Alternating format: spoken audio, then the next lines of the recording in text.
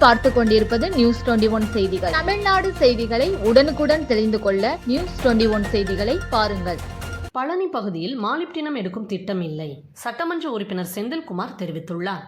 திண்டுக்கல் மாவட்டம் பழனி நகராட்சியில் 1,50,00,000 ரூபாய் மதிப்பிலான நலத்திட்ட பணிகளுக்கு பழனி சட்டமன்ற உறுப்பினர் ஐ.பி. செந்தில்குமார் அடிக்கல் நாட்டி பணிகளை துவக்கி வைத்தார்.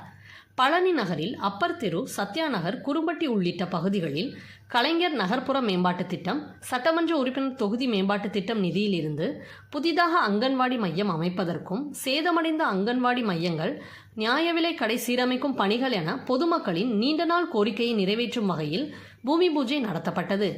சட்டமன்ற உறுப்பினர் ஐ.பி. செந்தில்குமார் கலந்து கொண்டு பணிகளை துவக்கி வைத்தார்.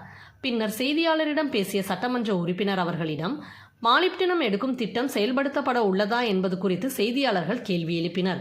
இதற்கு பதிலளித்த சட்டமன்ற உறுப்பினர் செந்தில்குமார், மக்கள் விரும்பாத, மக்கள் ஒட்டுமொத்தமாக எதிர்க்கும் ஒன்றிய அரசின் எந்த திட்டத்தையும் தமிழக முதலமைச்சர் அனுமதிக்க மாட்டார்.